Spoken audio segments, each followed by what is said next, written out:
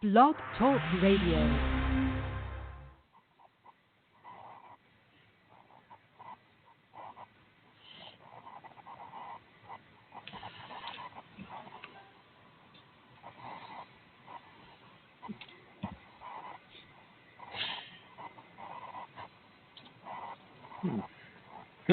What do you think of that, Ronnie?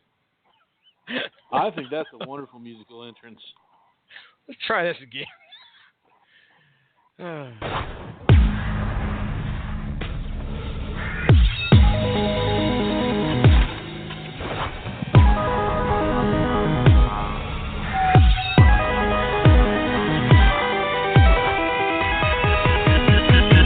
Kong in the trunk.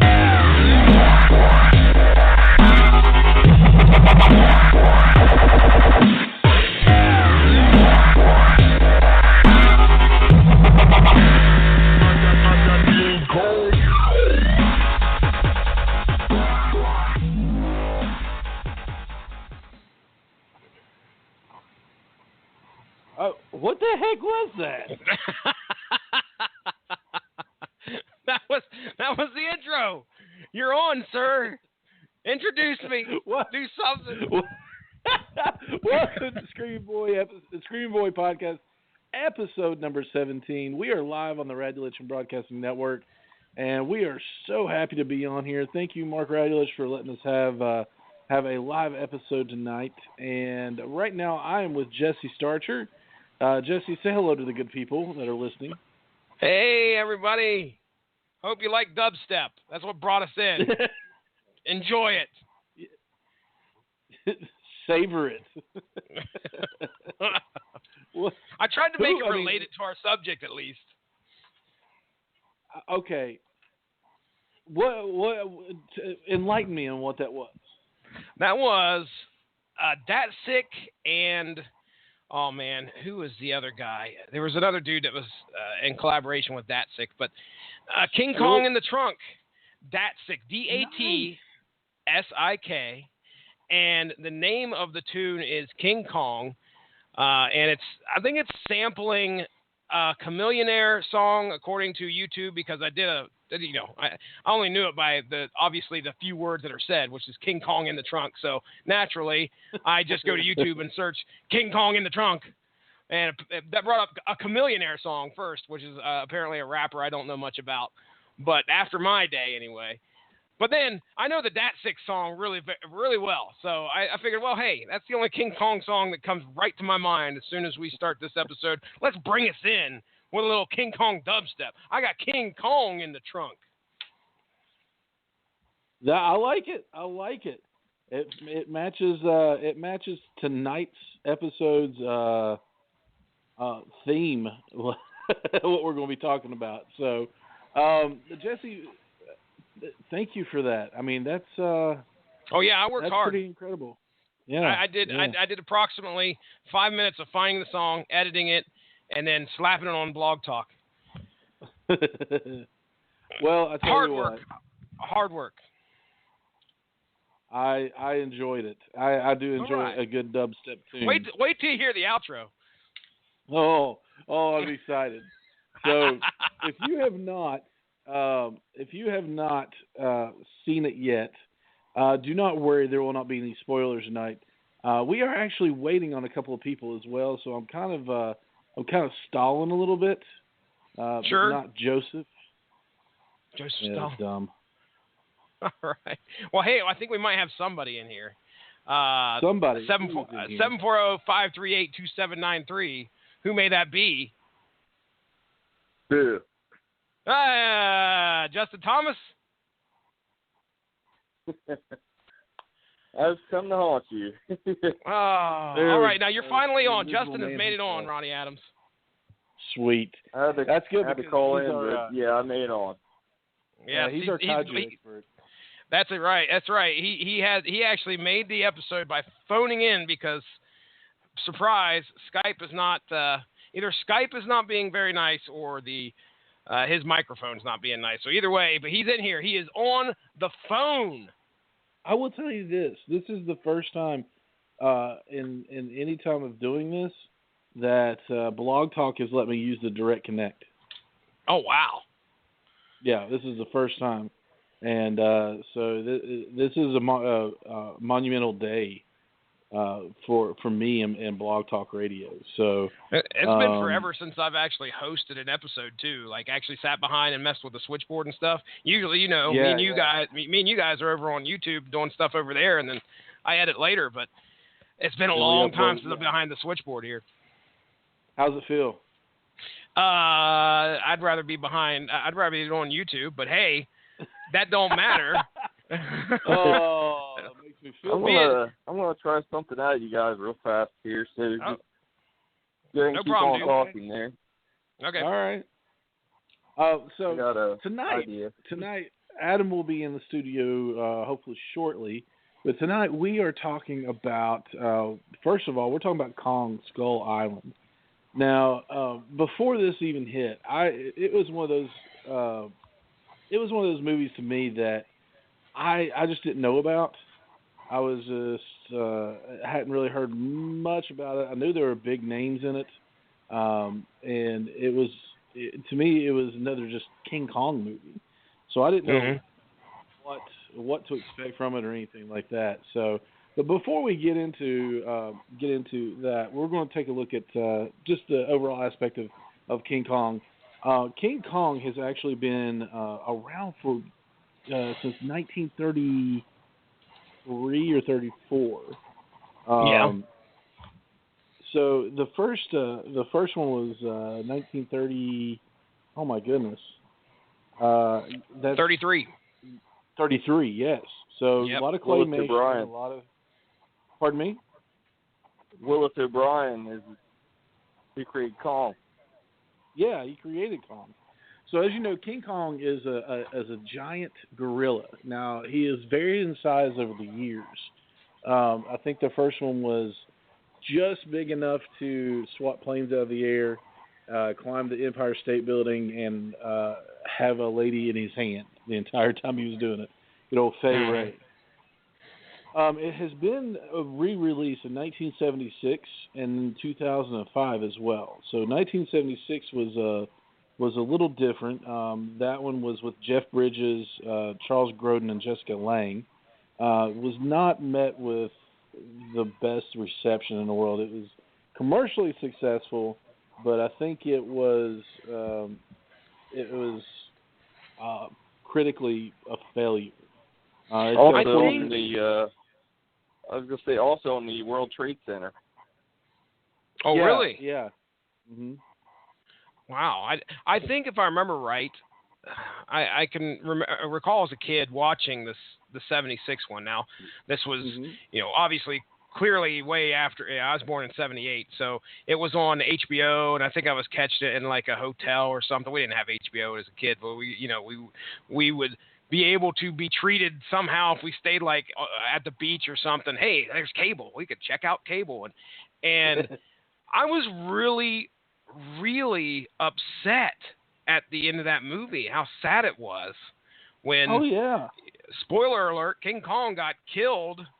And I think he was shot like thousands of times with like the planes and all that stuff. And I remember being really upset and like really sad that King Kong got killed in that movie. And of course, that's probably my first ever. That movie right there is my first ever introduction to the large ape. Mm-hmm. And of course, in the very first 1933, you've got the characters of Ann Darrow, Carl Denham, John Driscoll, Captain Inglehorn. All your mainstays there. And then, of course, in the 76 one, I don't think they changed things up much. You had Jack Prescott, Fred Wilson. They did change it up. Sorry. I was thinking of the other one.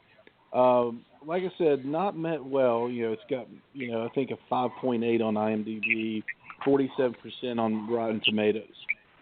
And then we go a little bit into the future. And in 2005, I can't believe it was 12 years ago, that this was released, King Kong was made again, this time by Peter Jackson of the Lord of the Rings and Hobbit fame. And so we've got, once again, Ann Darrow, Carl Denham, Jack Driscoll, Captain Inglehorn. But they were played by Naomi Watts, Jack Black, Carl Denham, and Adrian Brody, and Thomas Kretschmann. So this was kind of a semi-serious role for Jack Black, and a lot of people didn't know how he was going to handle it. I thought he did fantastic. So I mean, it was a good movie. It was pretty well met by critics. It was, financially it was a hit. So it was. It took a lot of things from the old King Kong too, like King Kong's roar is a lion's roar played backwards at half speed. So and I think that's the way that they took a lion's roar, they played it backwards, and then they played it at half speed as well. I did not know that. Yeah, so that was King Kong's roar. So, but in this one, it kind of explored King Kong's home of Skull Island a little more than the '76 one did, I believe, because they brought out the giant bugs and the things that you saw in the 33 film as well. Dinosaurs, larger animals. This was another one of those movies. It was a lot of CGI. So when I first heard of Kong Skull Island, I was like, gosh, they're rehashing it again. And I took a look at the cast, which had a lot of Marvel actors. Well, at least 4 of them that I know of that are in it. So you've got Tom Hiddleston, Samuel L. Jackson, Brie Larson, John C. Reilly, one of my favorites, John Goodman, and a slew of other people that are in it. A lot of people aren't familiar with him, but Mark Evan Jackson is one of my favorite actors. He was on a podcast that I listen to quite often. It's called The Thrilling Adventure Hour. And the whole thing on it was old time radio in a new format, like a podcast format. So they would go on and they would do radio shows on a podcast. Things like Mark Evan Jackson would play Sparks Nevada, the sheriff of Mars, or Marshal of Mars. It was a lot of fun. So Mark Evan Jackson's in it, and I've always really liked him. But I was wondering what was going on. But you've got Tom Hiddleston, who plays Loki. You've got Sam Jackson, who plays Nick Fury. You've got John C. Reilly. Well, did you just say Nick Fury? Yes. Nick Fury? What did I say wrong? No, I'm just thinking of Marvel's Nick Fury. Yeah. No. That's who they play in the Marvel movies. Oh, gotcha. Fury, Okay. Yeah. You've got. I thought you were naming the cast. Clearly, I need to be paying attention and stop looking at Jason Teasley leprechaun pictures. Oh my goodness. All right, go ahead and continue. John C. Reilly was in Guardians of the Galaxy. He actually played a Nova Corpsman, and he played. I can't remember. His last name is Day, who actually was the Nova Corpsman that came to Earth and bestowed upon Richard Rider the Nova powers. So he actually has a character in Guardians of the Galaxy that was in Marvel lore, John C. Reilly. And of course we have our newest addition to the Marvel family, and that is Brie Larson, who's going to be our Captain Marvel. She's going to be playing Carol Danvers.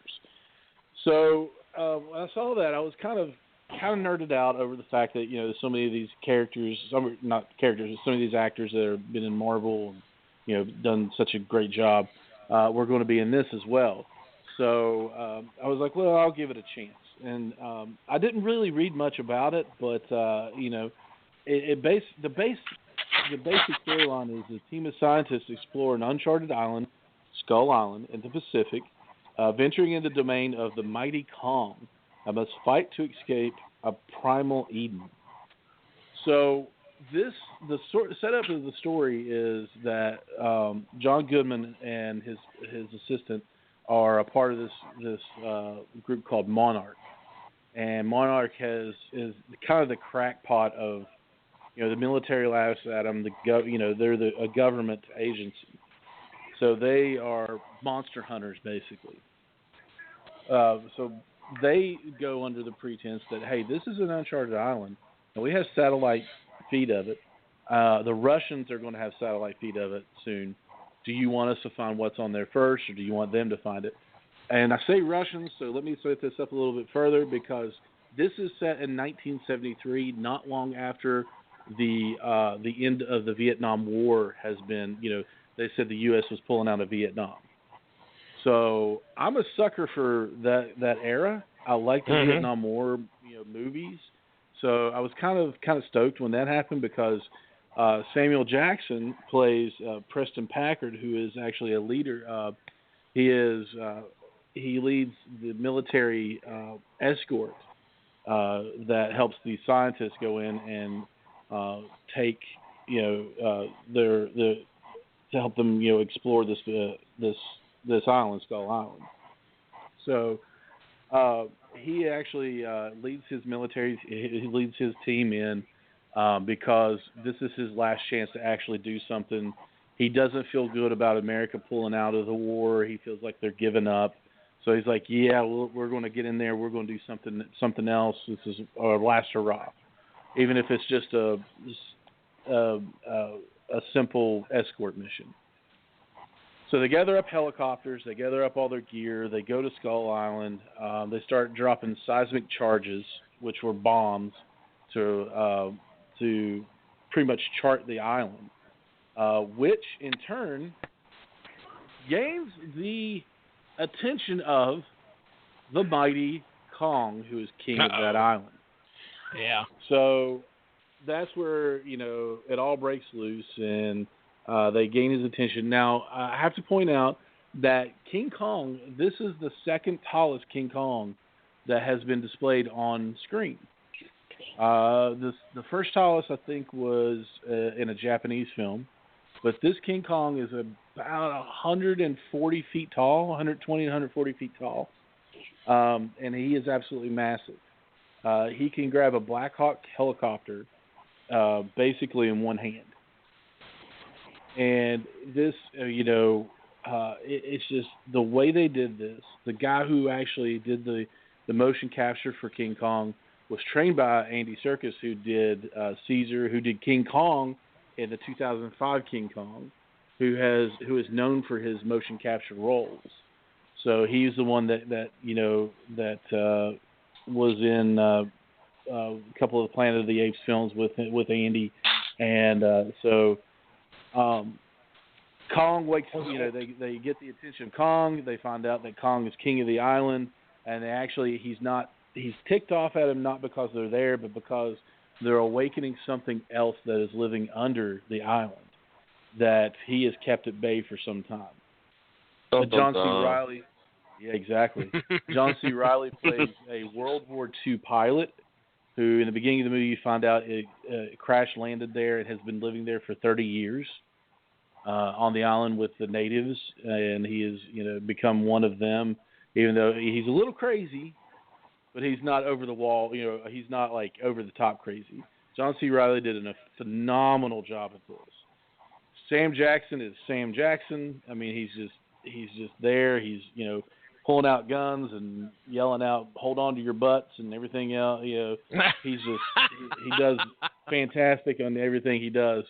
And then Tom Hiddleston plays the hero in this instead of the smarmy, slimy little brother, Loki. He does a great job in that. John Goodman is one of my favorite actors. He does fantastic in his role. Kong Skull Island is not what I thought it was going to be. When I sat down and watched it, my jaw had dropped to the floor and just stayed there the entire time. I absolutely loved it. In fact, I saw it twice. Wow. The second time I have a pretty good idea of what was sleeping under there. I have a pretty good idea, but I'm not going to say anything. No I don't think spoilers. it'll ruin anything. Yeah, I don't think you can see what he's fighting on the trailer, but I'll just leave it at that. There is more than one. So they through John C. Reilly, they find out that these people don't fear Kong. and Kong doesn't bother them, and they built a wall not to keep Kong out. He's actually their protector, and they view him as a god. He's king of the island. That's why he's King Kong. So they revere him. They thank him. So this movie is visually stunning. It's well acted. It was well written. The special effects are incredible. And I was really blown away because I don't know. I guess I wasn't expecting much, but I didn't know. It wasn't anything what I was expecting, to be honest with you. It was actually quite incredible. Do y'all have any questions or anything? I was going to say, King Kong technically on the Japanese films was actually on a different island. Yeah. Now this holds to the American version of Skull Island. That's where they found King Kong. Now in the original 1933 film, they built the temple where they were trying to sacrifice Anne to King Kong. Was actually used in Gone with the Wind. In the burn, when they burned everything down in Gone with the Wind, one of the sets from King Kong, a lot of sets from a lot of different movies were actually physically burned down for that scene. So we don't have much left of the 1933 film. Wow. So that's kind of sad. Yeah. So those were actually, like I said, physically burned down for that. Now in this was a lot of the in Skull Island. A lot of it was filmed in Hawaii, so you've got a lot of tropical background. It looks exotic. It is when they shot on location, it just looks fantastic. So I think it opened up with it got positive reviews from critics and has grossed $166.4 million worldwide against its $185 million budget. So it's only been open about a week, and it's already almost made its budget. So I was going to say, I think you misunderstood me. The Japanese version, he actually was from a different island. He was from Faroe Island instead of Skull Island. That's what I'm saying. What's Faroe Island? Yeah. Arrow. What is that? Yeah. Basically, in the Japanese version, he was from Faroe Islands to Skull Island is basically how it went, because there's King Kong, the original, which took place on Skull Island, right? Correct. Okay, and then you had the follow-up to that movie, which was The Son of Kong.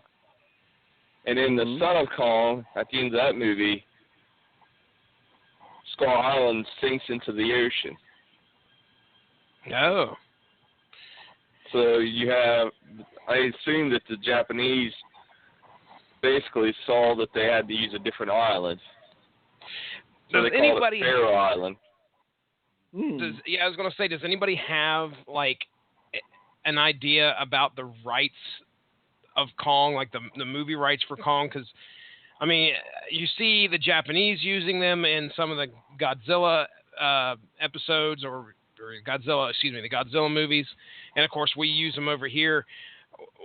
Does he become like, what's the word for when a character comes out of copyright? What is the name for that, Ronnie? It's like where anybody can use them. Fair use. Fair use. Yes. Yeah. I didn't know if that was like something because it seemed awful early. They were using him awful early.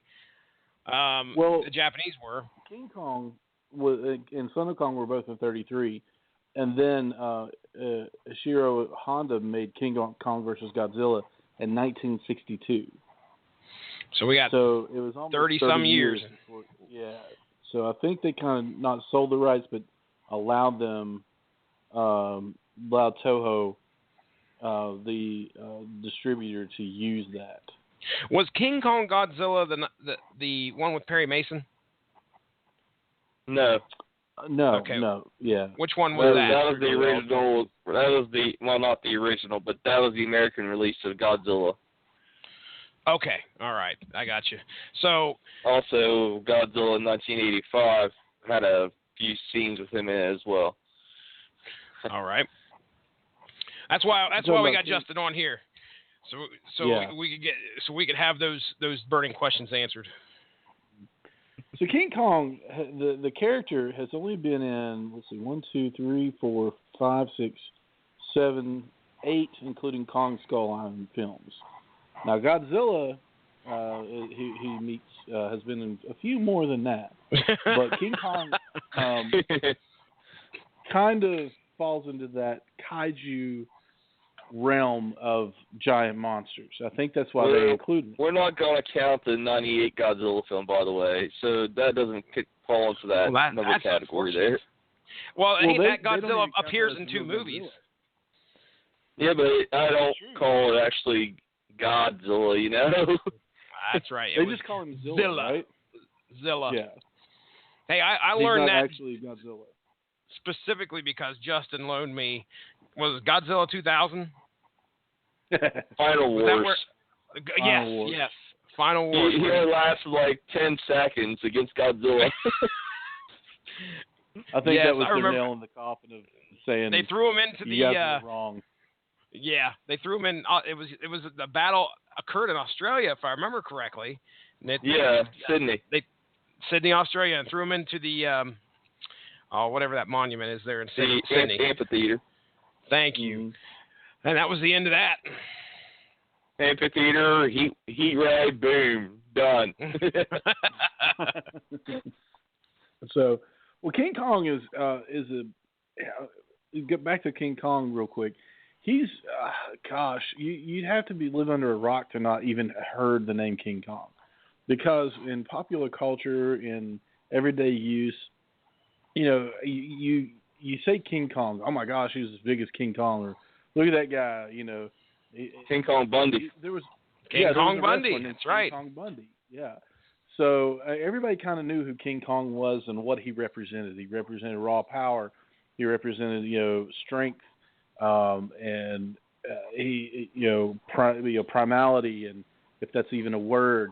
So it was just an excellent, wonderful idea that came from in 1933. That somebody just wanting a gorilla, terror movie, and it grew into no pun intended. It grew into King Kong. Mm-hmm. So King Kong through the years has changed. He's grown. He's become more detailed, things like that. And the details on this movie are incredible. He grabbed a helicopter and by the tail, and the rotor cut him. And later on in the movie, you can see him looking at the cuts on his hand, and they were a little deep, but he washed them off, and and that's when he fought another monster that wasn't one of the main ones. It was just this giant octopus squid kind of thing that was hiding in the water, and then he started to eat it. But that's pretty common in the Japanese films, is the giant octopus or giant squids. Oh yeah. I mean, you see him fight.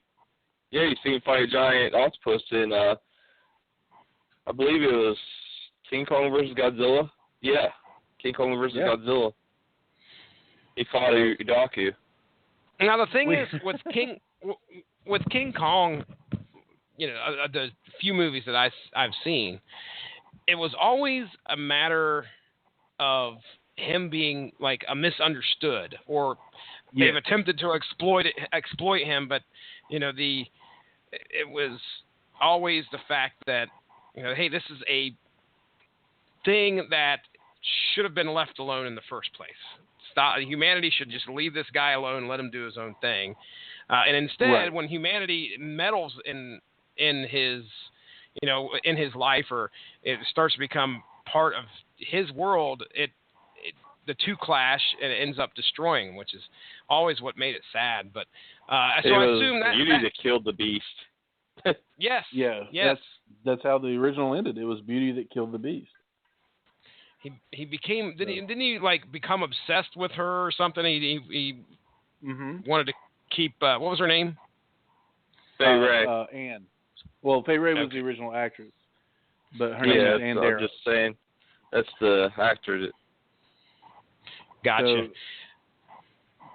I would have to say, okay, the with the monster movies that have been out, which has just been Godzilla lately, people were really down on it. Now I enjoyed what most of it. Overall I enjoyed the movie of Godzilla, but people were really down on the guy. It took less off of Godzilla and focused more on the people in it. The guy trying to get back to his family, the romance. Yeah. We're talking the 2014 Godzilla with Bryan Cranston. Right. Yeah, isn't that movie called Where's My Wife? A movie featuring Godzilla. Yeah. Yeah, exactly. Hey, is Adam in here? Adam might be. I don't know. Let me take a look at the switchboard. Adam, are you in studio? He is not in the studio from what I can see. Okay. Now, I will say, if they would have went the scientific way with that Godzilla movie, I would have been all in for that. I really would have. Scientific way? What do you mean? Well, I mean, every Godzilla movie usually has the action or the scientific way. It's never really a whole dramatic thing, really. Oh, okay. So you're saying focus more on how are we going to take this guy out instead of the whole emotional oh crap monster movie disaster piece. Or you have the group of people that are on Godzilla's side. They're helping him fight. They're fighting the aliens as he's fighting the giant monsters being controlled by those aliens. Yeah. I mean, I would have liked it better if Cranston would have stayed alive, and then they went off and tried figuring it out, and then the son and found his wife, and gone. What I was trying to get to with the Godzilla, and then focusing on the whole.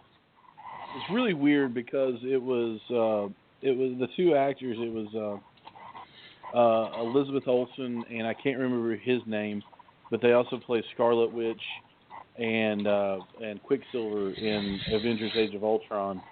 So they play brother and sister in one, and then they're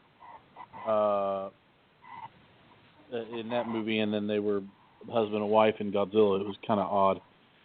But they focus too much on them and not enough on the monster. Now in this one, King Kong. I mean, the people are the story, but Kong is the central focus piece as well, because there is no. I mean, there's hints of the two of the main characters, having feelings for each other, whatever. But that's not even part of the storyline. This is revenge and protection, like a revenge movie for some in some aspects, just pure primal hatred, revenge, and then on the other aspect, it is a get off my property movie. Kind of a just hey, this is my place. You're here. I want you gone, or I you have to abide by my rules. So there is people get off my lawn. Yeah. Right. Who was that? That was Justin doing a scary impersonation. That was get off my lawn. Oh, wow. But it's one of those things. Sorry, I keep getting Adam. I don't think you're in studio, buddy. You may be hearing us, but I think you're just listening to the show. So yeah, unfortunately, I haven't seen him pop up yet. He is. I have the listing over here. I don't see him yet, so I'm keeping an eye out though. Tell him to keep trying. Okay, can I add something really fast to your Skull Island there? Yeah. I've been seeing actual. I'm trying to think of how to describe it. I mean, it's like scenes that they were thinking about doing, but they actually didn't put into it. And looks like they were actually thinking about actually putting Manda, the serpent, into it at one time. I think they were, but they had so much going on with this other stuff that really, honestly, I didn't miss it.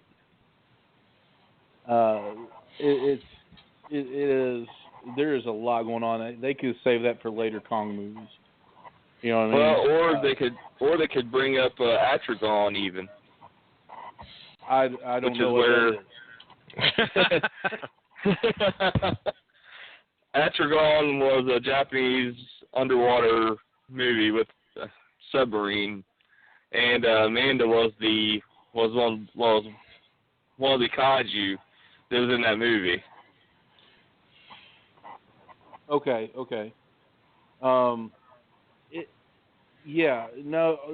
Trust me, you won't miss them.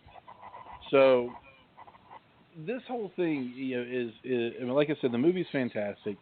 I am going to spoil one part for you. And, okay. I hope you don't mind. So this will actually either you'll hate me or you'll thank me for having to stay through the whole credits. Honestly, I'll probably, It's Jet Jaguar, isn't it? Jet Jaguar's there, right? Jet Jaguar! No, God, no. I know who Jet Jet Jaguar is. Jeez.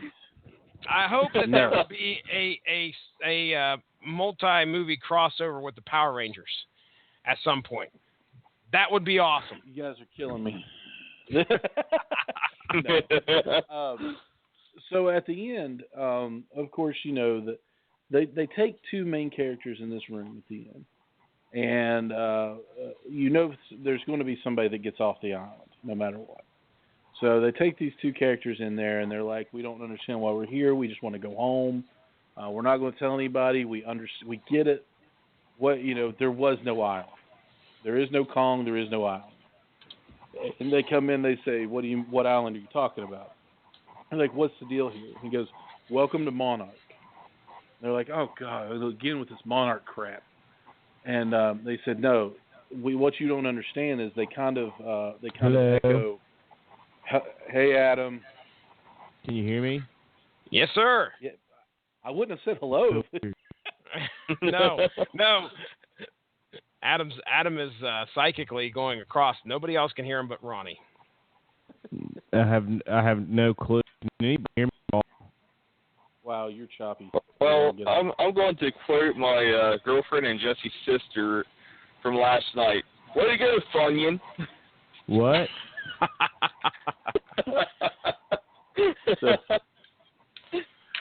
But can y'all hear me? Is this better? Listening, so he knows what's going on here. But kind of. So at the end, I've been trying to figure out how to work this thing. So yeah, Blog Talk Radio is not friendly, not user friendly. But at the end of the movie, they're sitting there and they're like, what? They echo John Goodman's character. Something he said. What you don't understand, monsters are real. This world never belonged to us. It belonged to them before that. And I was sitting there going, what? And the characters are like, what are you talking about? So they say, well, look at this, and they show them the film, footage, found film footage or whatever, of excavation, where these scientists are going through and they find these almost like cave paintings of people documenting what they've seen. And what they painted on the walls was Godzilla, Ooh, Rodan, oh, Mothra, no, and King Ghidorah. Oh man! So, not only do you get King Kong, but they are setting up for Kong versus Godzilla, and they're setting up for King of the Monsters. Oh wow! So we're going to get Mothra, King Ghidorah. I just really wish they would have had them in their own films. I guess. I guess that's just. We don't know. Well, you want like stuff. What'd you say, Ronnie? What, Jesse? We don't know that they're not going to do that. We don't know that they're not going to do that. That's true. I was going to say he wants like an Avengers build-up, I think. Yeah. We don't know that they're not going to do that. Toho did it first, man. Toho did it first. Okay. All right. Listen, you find me one movie other than a few, obvious ones, that has not been a ripoff of something else lately. A remake, the Marvel movies aren't remakes, but they are coming off of the comic books. Most of the, my God, they're remaking Chips. I just saw an advertisement for that. They're going down the route of 21 Jump Street. and they're making a rated R Chips, which I was a Chips fan when I was a kid. You can't make Chips rated R. You can't make it but it goofy. looks hilarious. It looks really funny, actually. Listen, Ponch and John. Ponch was the woman, the ladies' man. John was the straight-laced one. And this one, they're trying to make Ponch the cool one and John the dork. And I'm like, there was no dorks. They were both cool. So I'm a little cheesed off about that one. So, they're bringing the Kaiju film. It has a specific audience. It has this cult following, but I really feel that by bringing it to America, it's going to gain some more followers. It's going to gain some more fans. So I'm kind of excited because if they keep going along with the way they did Kong Skull Island, they're going to be fantastic. I'm just throwing this out here. Oh, go ahead. Yeah. Oh, the next movie they're going to make is Kong versus Godzilla. Yeah, that's going to be epic. Yeah. Just unreal. And that's in 2020. I was just looking just to see what I could possibly find here. Warner Brothers Pictures brought us Kong Skull Island, okay? Mm-hmm. Which blows my mind. Warner Brothers Pictures also brought us Pacific Rim. Oh, yeah. Just putting that out there. So there's talk about that. Both Legendary Pictures as well. They say the production company is Legendary Pictures, so that would be, dude, I mean, come on. The humans actually get a chance to fight. Now, Justin, you're the expert here. Did the humans ever build a robot other than, of course, not the large human Jaguar, but did the humans ever build like a robot or anything to fight any of the kaiju from Toho or any of the films that you've seen? 1993, Godzilla vs. Mechagodzilla 2. They made Mechagodzilla instead of the aliens, like in 1974's Mechagodzilla. And Godzilla versus Space Godzilla had Moguera, which the humans built instead of the Mysterians did in the Mysterians movie. Okay. Who built the robot version of King Ghidorah? The robot version of King Ghidorah? It was actually a cyborg. It was part alive, part robot. Oh, that's right. And it was the Futurians. It was one of the Futurian people that actually revived it. Okay, so for those of you people that don't have a freaking clue what we're talking about, we're talking about we've talked about it a little bit before, but we were we went into Tokusatsu at one time a long time ago. It's basically Tokusatsu is special effects based entertainment from Japan. Well, it's basically fighting shows. Sometimes with kaiju like in it. Power Rangers, from here in the States, it's Power Rangers. It was VR Troopers, things like that. So kaiju is a subgenre of Tokusatsu, and it means strange beast. And it's a film genre that features monsters, giant monsters attacking major cities, just like you got Godzilla is the most famous one. But the ones we were talking about that go along with Godzilla, we've got Mothra, which is one of my favorites because he's just a giant moth. She. Do what? It's a she. Oh, she's a giant moth. Sorry. Pardon me. Duh. It has affected his whole life. He's been brought up thinking that Mothra was a guy, and now things have changed. No, it's a monster. If it were a boy, it would be Mothro, right? Mothra is the feminine version. Oh my gosh. No, the male version would have been Mothbro. Oh God. Man, we're just digging this even deeper, man. Mothra. Mothra is one of the more popular monsters, and is second only to Godzilla in its total number of film appearances. So, and there were polls taken in the 90s, and indicated that Mothra was particularly popular amongst women, who were at the time the largest demographic among Japan's movie-going audience. So I think it's pretty interesting that Mothra was pretty popular, and I don't remember of all the movies I've seen Mothra in. Did Mothra have any kind of like special like power? Like, Godzilla has his electric breath and things like that. Did he have any, or did she have any powers other than like flapping her wings really hard and making like strong gusts of wind? In larva form, it has the powerful silk that it shoots out its mouth, but in the Heisei era, Godzilla and Mothra battle for Earth. They actually do have Mothra and the evil counterpart Batra fighting Godzilla at the same time, and it's shooting I believe it's releasing a stun spore out of its wings, and I believe it's actually shooting rays out of its antenna. Okay, so there you go. You said the Heisei era? What's that? Basically, it starts from 1985, the Godzilla 85. And basically, the way that works is 85 only sees as far back as 1954. It doesn't take into consideration anything between 54 and 85. It doesn't exist.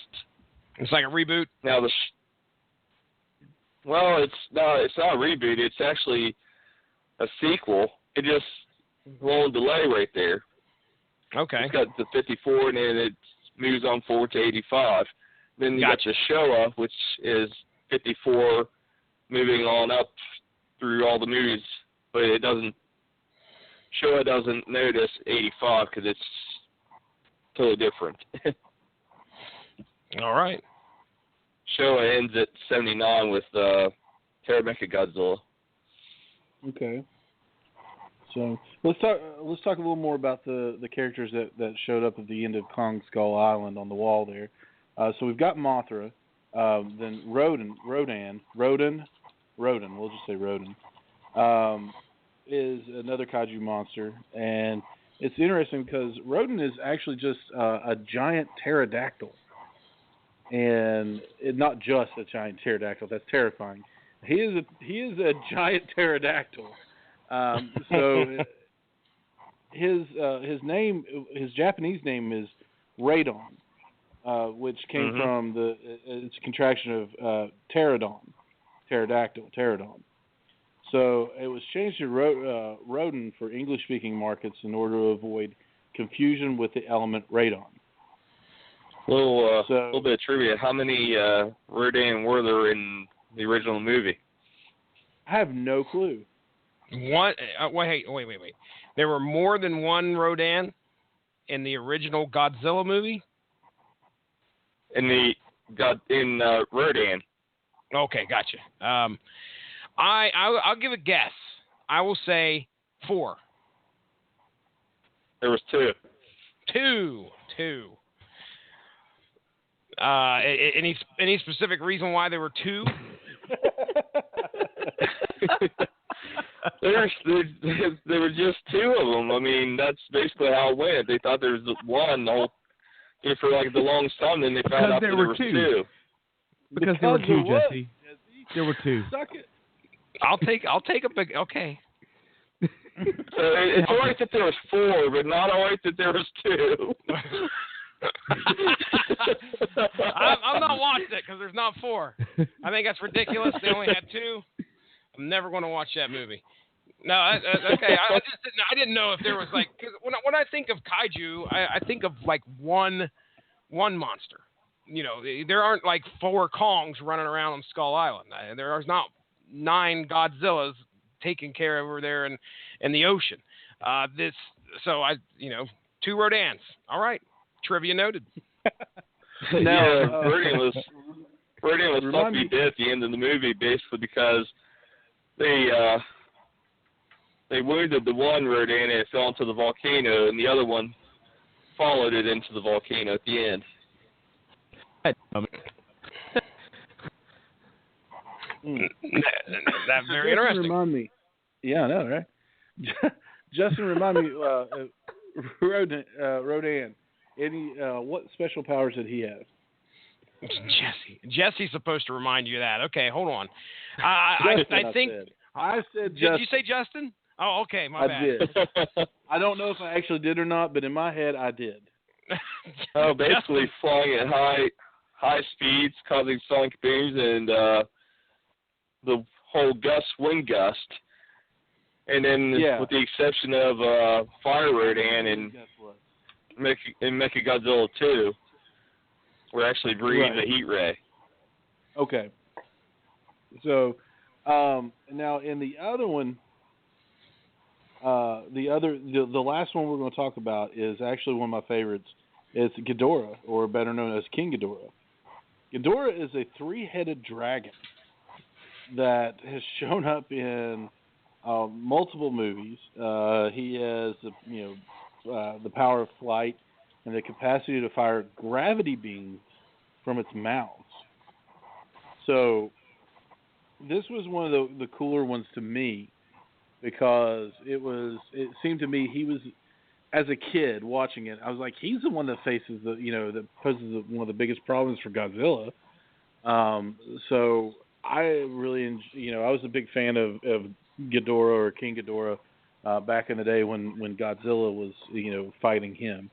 And of course you've got Godzilla, who is pretty much king of the monsters, and Godzilla is Godzilla, unless you're talking about the 98 Godzilla, which is known as Zilla, and was promptly killed quickly, as we discussed earlier. Which version of Ghidorah do you actually prefer? Do you prefer the one from outer space that came from the meteorite, or do you like the Futurians created one with the Dorats? The first one. And yeah, I'm pulling that answer completely out of my butt, because I am not well versed in kaiju as you are. Have you seen the 2 versions by chance? There, Ronnie. Do you know? I'm sure I have. But these monster movies, to me, I enjoy them. I'm not immersed into the mythology as much as he is. As much as Justin is. Justin is a fan, is a super fan, and puts me to shame. Whereas I'm just a fair weather fan of, like, oh my gosh, this is on, let's watch it. And I don't have a clue what's going on, but I love it. You know what I mean? So now Jesse was really surprised in Final Wars by Ghidorah, weren't you, Jesse?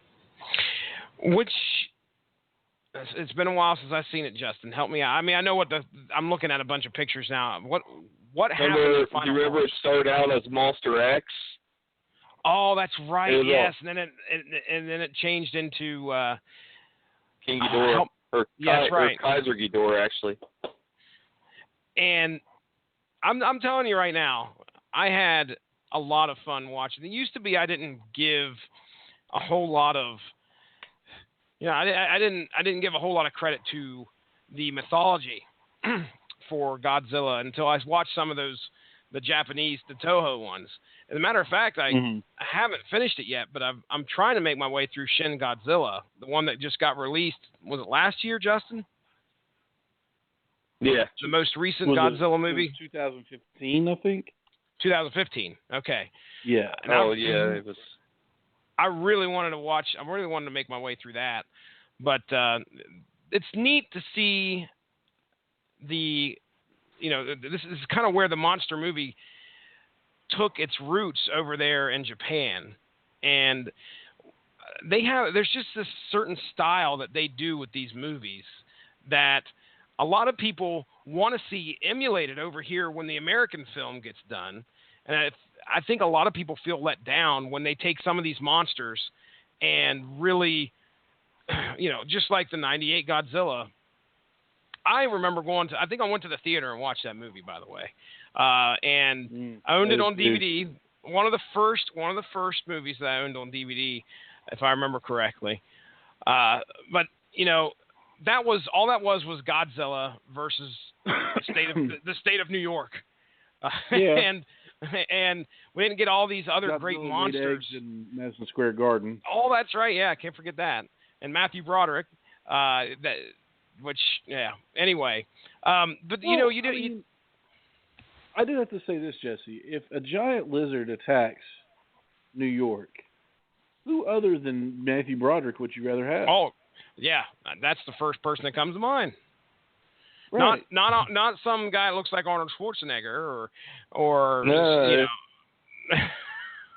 No, just a worm-loving scientist. Yeah, that's right. Adam, would you rather have Matthew Broderick, or would you rather have Arnold or Stallone, or for that matter, me? I would do better than Matthew Broderick. I'm going to take door number 4 and go with Chuck Norris. Oh, winner! No, he's not in the equation. Winner, chicken dinner. It's because Chuck Norris is the equation, or you can say he's the zero of the equation. You can or we can do limits to infinity, and he would be infinity. So okay, stop. Absolutely. That's a great. That is a great Scar Symmetry song, by the way. Which one? Limits to infinity. Limits to infinity. I'm posting right now. That's also a really, really deep subject in calculus. It's a heavy metal song. But that's okay. Moth Bro. By the way, that's funny. Hashtag Moth Bro. Did you hear that, Adam, earlier? What I was talking about? No, I see where Jesse tagged me in it, and I just saw it, and I thought, man, that's one of the greatest hashtags I've seen in a long time. No, last night, whenever you couldn't make the podcast, my girlfriend, who is also Jesse's sister, she said, "Way to go, Funyun." Way to go, giving Funyun. him a hard time. Adam's never heard that. That reminds me that reminds me of on Billy Madison, where boys like dual rules. Dual rules, yes. Oh, dual rules. Way to go, Funyun. Okay, so we've gotten off the rail a little bit here. No. No, not on this show. Never. So, with your familiarity, of course, I know Justin will be going to see Kong Skull Island soon, and we'll probably follow up with the other movies. Am I correct in saying that? Oh, definitely. I was going to say absolutely. Yeah. What about you, Jesse? Yeah, most certainly. Adam? Yes. That's a definitive yes. I know. It's like, so, Justin, and it's just dead silence for 30 seconds. Yeah, I'll be going. Oh. Jesse. Jeez, sorry. Yeah, definitely.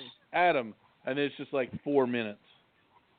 And then he answers. But okay. It's funny.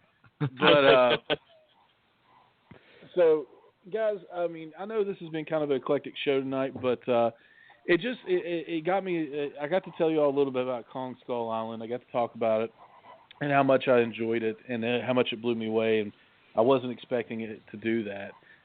And also, I'm really excited because, not on Justin's level, but I am a fan of the old Kaiju movies. There's a lot of them on Netflix right now. There's a lot of Godzilla movies on Netflix right now. Is there? I was really shocked. Yeah. If I can remember right, there's. I wish there was some original, Godzilla movie. Or maybe is it Netflix or is it another one? It might be another one. I'm on right now. It's only only dinosaur type movies that are like Jurassic Park and Sharknado. Is it on Hulu? It may be on I'm Hulu. sorry, it's on Stars. There's a ton of that other streaming service that I don't have.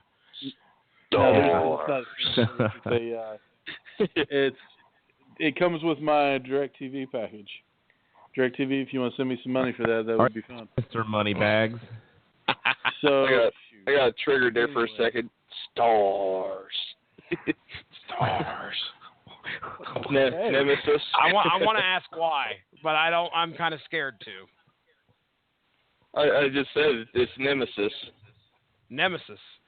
What Nemesis? From Resident Evil 3. See, I had no idea. Okay.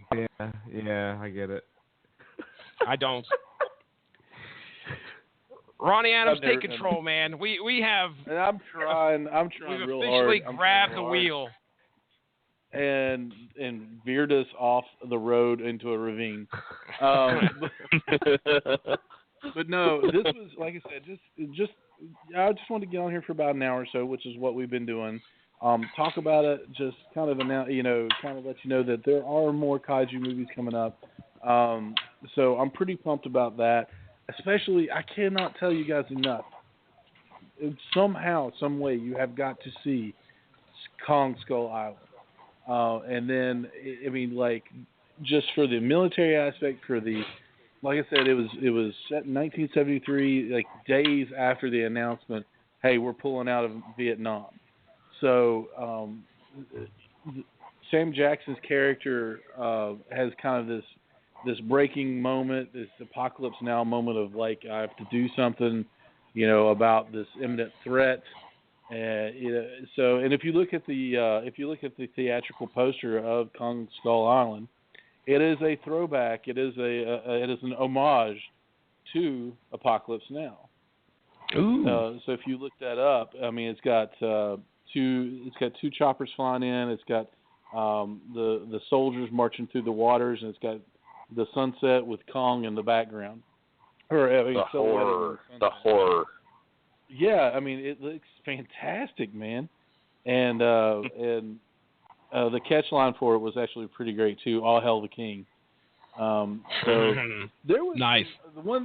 Yeah, I know. The one thing that I have read and have listened or heard, I should say, is that Brie Larson, who plays whose character is Mason Weaver in this. She's a reporter. They call her a war reporter, but she calls herself a peace reporter because she did not make any friends during the Vietnam War by taking the pictures that she took. Apparently, it didn't gain the U.S. soldiers, in the storyline. It didn't gain any. So you didn't do us any good by taking those pictures. So she showed the horrors of the Vietnam War, but Brie Larson is getting some crap for being the Fay Wray type character in this movie, of not being a strong female character, which is complete bull crap because she takes the bull by the horns a couple of times in this and is a very strong female character.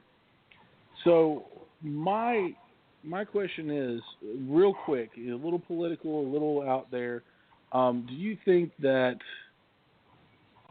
how can I phrase this? Screw it. Do you think it's getting a little out of hand with this, not girl power stuff? I'm all about a strong female lead.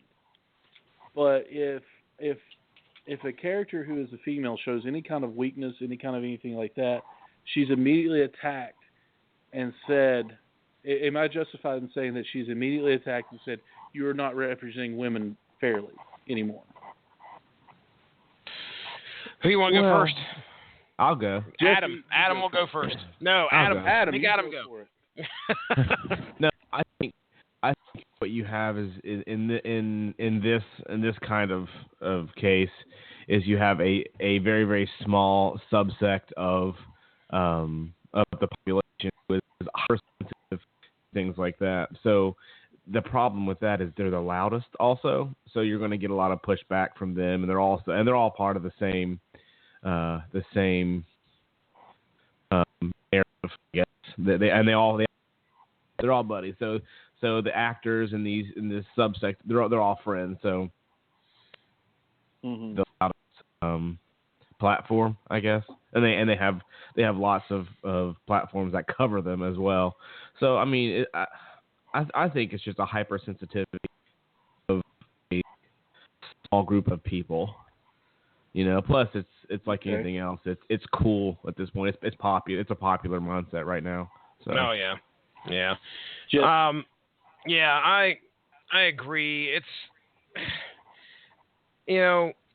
look, there's just too many people griping about that these what somebody should have done in a movie or in a TV show or how somebody should have been portrayed. You know what? Look, we don't have the directors and the actors don't have a responsibility to the public other than to make a movie that's entertaining. Okay?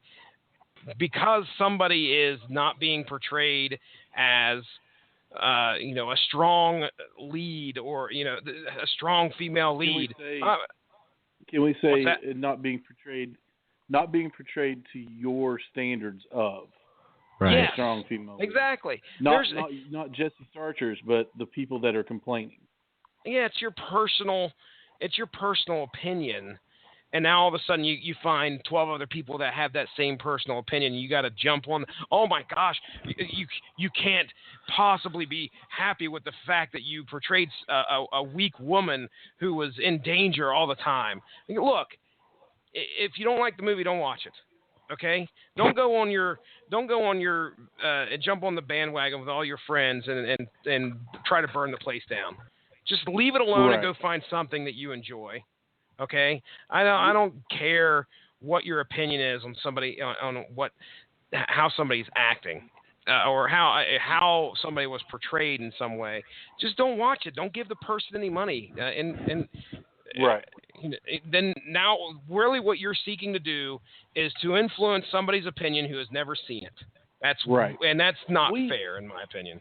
And then I just want to throw out that they reversed the role on the newest Ghostbuster movie, and everybody was complaining about that too, making him weak. Oh, right. And dumb. Weak and dumb. Yeah, it's like there's no happy medium there. Right. I was all about the female Ghostbusters. I wanted to see if it was going to be any good. When I say all about, I'm saying I was intrigued. And I was like, okay, I'm going to go in this with an open mind. I don't want my opinions to be completely and utterly biased going into this movie. I don't want to be that guy. So I was like, all right, so let's watch this movie. And it was on Stars. I have on DirecTV. I was like, oh, great, I can, watch this on demand. I can, do whatever. It doesn't cost me money. So if the movie sucks, I don't have to worry about it. The movie sucked out loud. And it wasn't because there were girl Ghostbusters. It was because the movie sucked. It was a terrible movie. Because it sucked. Sorry. Yeah. It was just not a good movie. So a lot of people... like you said, this small subgenre of people, or subgenre, this small sect of people who, have this opinion, they automatically jump on the bandwagon of, oh, you don't like it because they're girls. No, I don't like it because it wasn't good. Yeah. That's why I don't like it. A lot of what we do on here, every podcast, is we provide usually either a breakdown of something and then an opinion. But I think people should be smart enough to understand you make your own opinions and decisions based on your own personal interaction with whatever it is. So if we sit here and have an opinion on a film, don't take our word for it. Go watch it yourself and gather your own opinion. And so many people are concerned about... Yeah, so many people are concerned about what the critics are saying. Well, we're looking at it right now. This is totally off topic, but Ronnie, I know, is in the process of watching Iron Fist, and so is Mark Radulich. And everybody is crapping all over. Everybody had crapped all over it. Now, if Ronnie and Mark would have listened to the critics, they would have been like, well, I'm not going to watch this. Turns out things are actually a little bit different so far in your guys' opinion of the show, correct? I like it. There you go. I think it's a good show.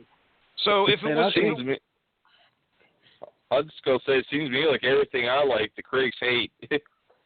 Yeah. Well, listen, we live in a politically charged era right now where everybody has a voice, whether they want to have it or not, because of social media. And everybody, we have a lot of people that have that do a lot of yelling on their soapboxes about stuff that they may not be educated about. So I'm not saying everybody. I'm saying some people. So when you go on social media or when you go on whatever and you say, this movie is terrible, I'm giving it a terrible rating because Danny Rand is white. And I think that it should be an Asian character playing Iron Fist because it is about Asian culture, it is about martial arts, it is about this. Well, if you had done your research and you hadn't been ignorant to the fact that Danny Rand in the comic books is a white man who lost his family, his family died in China, on the search for this magical place, then you would maybe hopefully look at it a little differently. Exactly. Stick to the source material. Hey. Yeah, stick to the source material. Another plug. There you go. A lot of people just automatically, like I said, we live in such a politically charged time. We live in a time of political correctness, and everybody wants to stand for something, but even if they don't know what they're standing for, they want to stand for something. They automatically grab a hold of it. They don't get all the information, and then they start complaining about it. Yeah, and to switch this back to the lead character of this film, hey. She is there to act. She's an actress, for Pete's sake. I mean, look, I'm not going to give a director a hard time because he wrote a character a certain way. If I like it, I like it. If not, hey, I don't like it. But I'm not going to validate somebody else's opinion on the fact that somebody doesn't like the way she was, she seemed weak in the role in some way. Okay, look, I understand feminism and power to the women, whatever, but right. Let somebody. This is the 1970s. This is a freaking. I don't know. If I was on an island, I'd probably be acting like a girl myself. So you want to talk about a weak role? I'm going to step right into it. You weak man. Man. How dare you, sir? Automatically assume that women are weak. Exactly. I mean, there's no. How dare you? You're allowed to show fear and weakness in a role. Believe it or not. Stick to Adam's opinion on things here. He's gonna be like, I hate this movie. Well, why do you hate this movie? Because Chuck Norris. Chuck Norris. Why do you hate this food? Why do you hate this meal? Because Chuck Norris. It is an argument that cannot be, or excuse me, it is a reasoning that cannot be argued against. You just say Chuck Norris and you win the argument every time. It's like you go in. It's like that was the verdict of the O.J. Simpson case. It does not. If it wasn't, it doesn't fit. You must quit. It was just he walked in and they're like, Your Honor, Chuck Norris, not guilty. I missed that. I totally missed that on OJ. They didn't air that. They didn't air that. This is hashtag because Chuck Norris. Yeah. No wonder everybody remembers where they were when the verdict was handed down, because it's the alternative ending. Ronnie Adams. Did he leave? You're the one that's encouraging them. No, not me. Don't yell at me. So, well, guys, I think we're going to end it on that, so we don't get too Don't get old Papa Adams over here too worked up. So we're going to start with Justin, and we're going to say, hey, Justin, where can we? What's going on with you, man? Plug us something. Tell us what's going on. Anything. Everything going on, man. I'm everywhere. I hear you. I'm everywhere, man. Pretty much, I'm a big gamer. You can find me on Steam under Spectre 13. You can also find me on Xbox Live under Arctic Lightning. And the Sony PlayStation Network, you find me under Spectre 13 there. I'm also under my name, Justin Thomas, on Facebook. And then I have Twitter, Tumblr, Pinterest, you name it. I'm there under Spectre 13. Just look for the approving Deadpool pic. You'll find me. There you go. The big thumbs up. What do we got going on in the world of Starcher? The Starcher's world of awesome lately. Street level Starcher level. Street level Starch. That's right. Here. I tell you what. Radulich and Broadcasting Network. We're on here right now. As a matter of fact, you can go into the archives. The archives of the Radulich and Broadcasting Network, and you can find my podcast that I have on here, which is Source Material. Usually airs every Monday or every other Monday. We are almost to 110 episodes. That's insanity. I think when Iron Fist hits, we will be in the 110s. So if anybody's interested in a comic book show where we go in and we look at take a story. Sometimes it's a great story. Sometimes it's not so great. And we break it down for you. So recently, I should say upcoming, is our Iron Fist, the Living Weapon two-parter. It's going to be this coming Monday, and next Monday. So keep an eye out for that. That should be hitting. This was some of the most fun I've ever had on Source Material. Now, I have a lot of fun on Source Material. I mean, it's a great show. I love being a part of it, but I was hurting. I was laughing so hard. My gosh, we had appearances. We discussed. We discussed Ham Sandwich Anders, the author / artist of the book, and we also discussed the living god Whistle Stop Jenkins, who made an appearance. Oh, man, you guys just mentioned Ham Sandwich. That reminds me, where I work, we done a T-shirt just recently, and I kid you not, the kid's last name was Frankenberry. No, come on. Like the cereal? Awesome. Seriously, yes. I did a double take, and I just could not stop laughing the whole time I'm working on this shirt. If I had the last name Frankenberry, I'll do stuff so that people would look at me and be like, "How dare you? I'm heir to the Frankenberry fortune." Because Frankenberry the Chuck third. Norris, right? Chuck Norris. We basically, I'm not going to give anything away to the show, but if we couldn't pronounce it, we gave it a hobo name. Oh, and don't get us started on the Zhu Rong. Man, there was some bad stuff going on.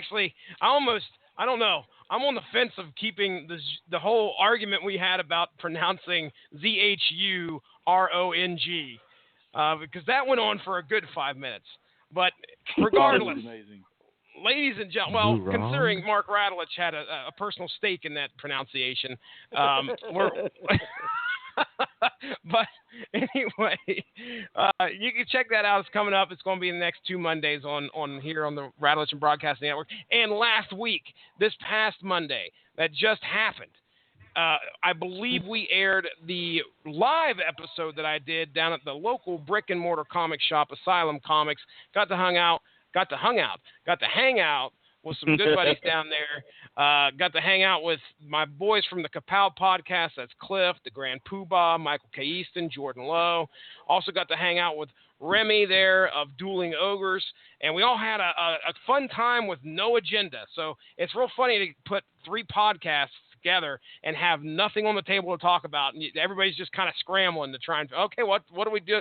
Well, we make fun of the guy sitting by us. That's pretty much what we do the first half hour, and then so it's 30 degrees outside. For a minute, I thought you said cool. a name for a minute there. I thought you said No Agenda. No Agenda. Good old No Agenda showed up. Showed up quite a bit. That's all No Agenda. Anyway, ladies and gentlemen, that's it for me. I think just give the Radulich and Broadcasting Network Facebook page a like. Stay up on top of all the great podcasts that we have to offer over there. And turn it back over to Ronnie Adams, sir. Adam, what's going on?